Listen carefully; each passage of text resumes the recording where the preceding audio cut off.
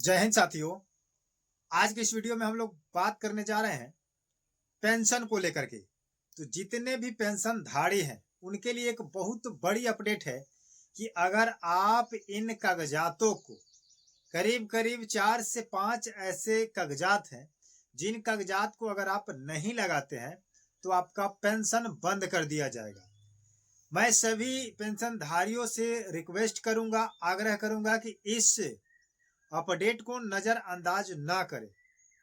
जितना वृद्धा पेंशन है, विधवा पेंशन है और दिव्यांग पेंशन है, क्योंकि जब तक आप लोग नीतीश कुमार की सरकार थी उस समय तक आपको कोई रुकावट नहीं आई। लेकिन जैसे ही सम्राट चौधरी जी का सरकार आ गई है, जब से मुख्यमंत्री सम्राट चौधरी जी बने हुए हैं, तब से नई नई गाइडलाइंस जारी की जा रही है। ये आप लोग को पता होगा, सोशल मीडिया पर आप लोग सुनते भी होंगे और नए नए सख्ती बढ़ती भी जा रही है। तो नए आदेश के कारण, नए आदेश के नियम के प्रावधान से कहीं आप अपने लाभ से वंचित न रह जाएं, उसी को लेकर के हम लोग आपको सचेत सतर्क करने का प्रयास कर रहे हैं अपने मैसेज के माध्यम से, अपनी खबर के माध्यम से। क्योंकि सम्राट चौधरी जी का कहना है कि अब नीतीश जी बाबू का सरकार नहीं है, अब सम्राट जी का है। तो सम्राट जी जैसे चाहेंगे वैसे काम होगा। तो वृद्धा पेंशन और विधवा पेंशन और दिव्यांग पेंशन को अगर बात करें तो ये तो तीनों देखिए 3 टाइप का कैटेगरी है। तीनों का डॉक्यूमेंट अलग अलग होगा। विकलांग का अलग होगा, वृद्धा पेंशन का अलग होगा, विधवा का अलग होगा। और इस पेंशन को अभी तक रोका गया है कि क्यों रोका गया है आप लोग को पता है या नहीं? अब मार्च और अप्रैल का पैसा क्यों रोका गया है, इसके पीछे कारण क्या है? बहुत सारे लोगों ने बताया कि इस पेंशन को रोकने का कारण यह है कि अप्रैल में आपका वित्तीय वर्ष लागू होता है और वित्तीय वर्ष में सिस्टम को नए तरीके से चालू किया जाता है। लेकिन उसके पीछे ये सही है कि वित्तीय वर्ष होता है, लेकिन इसके पीछे एक बहुत बड़ा राज है। क्योंकि जितना पेंशन धारी है करोड़ों में है, उनसे लाखों में ऐसे पेंशनधारी है जिनका पेंशन रोकना है, पेंशन नहीं देना है। अब कारण क्या है भाई? और इसी कारण को सब कोई नहीं समझ पा रहे कि आखिर 2 मंथ का पैसा क्यों रोका गया है।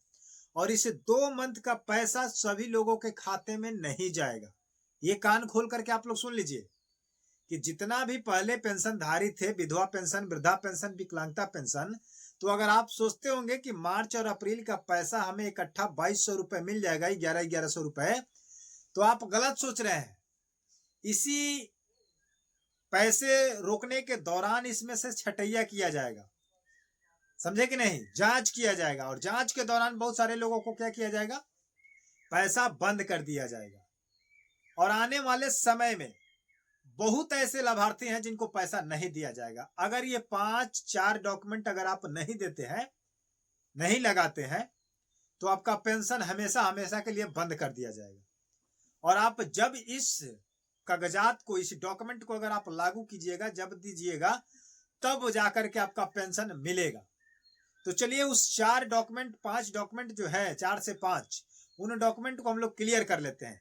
लेकिन ध्यान देंगे, वृद्धा पेंशन वाले और दिव्यांग पेंशन वाले सबसे ज्यादा फ्रॉडगिरी इसी में हो रहा है और इसी को लेकर सम्राट जी अपना नया प्रावधान शुरू किए हैं।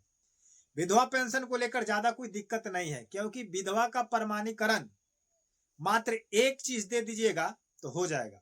उसको ज्यादा कुछ देने की आवश्यकता नहीं है, मात्र एक सर्टिफिकेट देने से आपका पेंशन बच जाएगा। बट वृद्धा पेंशन और विकलांग पेंशन यानी कि दिव्यांग, इन लोगों के ऊपर खतरा मंडरा रहा है।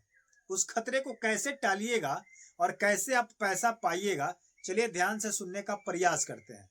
सबसे पहले बात कर लेते हैं वृद्धा पेंशन वाले, जिनका एज 60 प्लस है।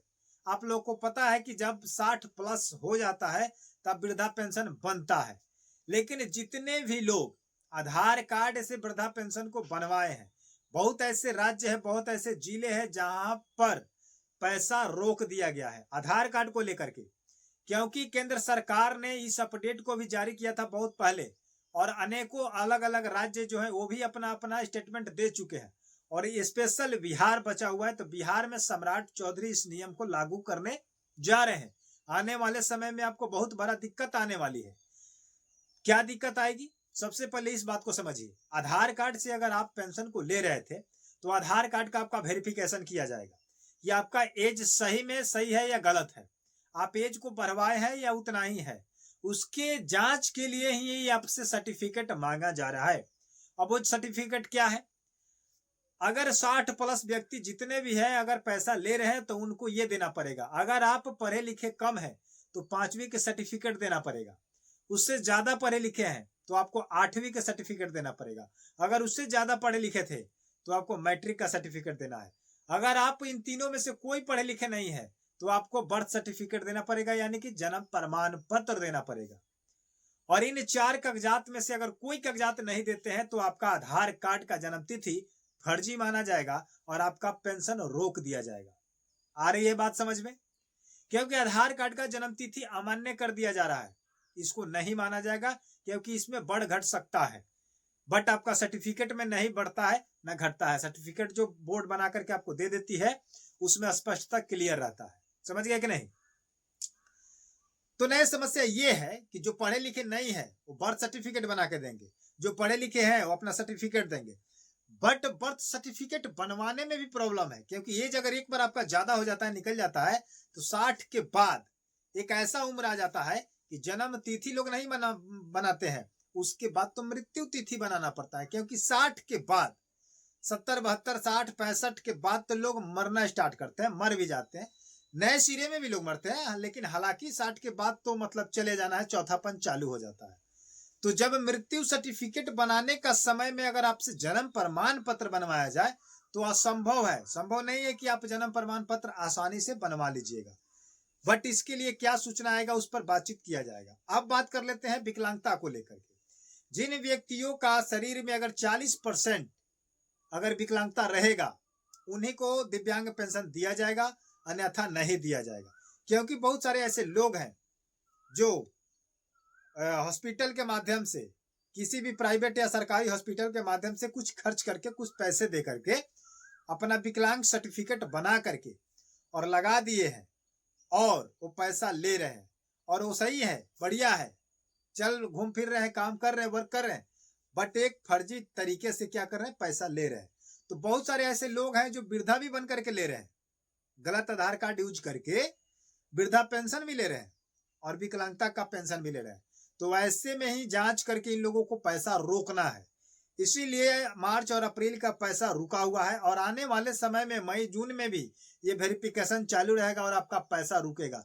ऐसे ऐसे रोक करके पूरे बिहार में, पूरे स्टेट में क्या किया जाएगा, इसकी जांच सत्यापन करके पूरा सफाई कर दिया जाएगा और ओरिजिनल जो पात्रता है, जिसकी पात्रता सही है, उनको पैसा दिया जाएगा।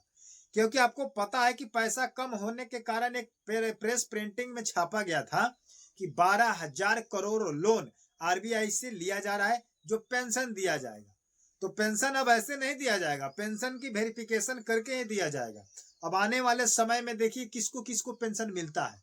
अगर आप ये कागजात पूरा करते हैं तो पेंशन पाइएगा, नहीं देते हैं तो नहीं पाइएगा। और मई के महीने में जो 10 तारीख तक आपका पैसा आना है, तो जितने भी पेंशन धारी हैं जाकर केवाईसी करा ले, डीबीटी लिंक करा ले और अपना मोबाइल नंबर एक्टिव करा ले, खाता एक्टिव करा ले, डीबीटी एक्टिव करा ले, अन्यथा पैसा आपका ट्रांसफर नहीं किया जाएगा और अन्यथा आप दौड़ते रहिएगा इस बैंक से उस बैंक में, 2200 रुपए आपका रुक जाएगा। तो उम्मीद करते हैं कि आप लोग समझ गए होंगे और आप हमारी बातों से सहमत होकर के आप अपने व्यवस्था में लग जाइएगा। क्योंकि अगर इस बार नहीं मिला तो अगले बार ले लेना है, तो उसके लिए आपको डॉक्यूमेंट रेडी रखना पड़ेगा। नहीं रखिएगा, जब वेरिफिकेशन हो जाएगा आपका नाम कट जाएगा। मिलते हैं नए वीडियो के साथ, नए अपडेट के साथ। चैनल को सब्सक्राइब नहीं किए हैं तो कर लीजिए, वीडियो को लाइक करके मोटिवेशन को बढ़ा दीजिए। धन्यवाद।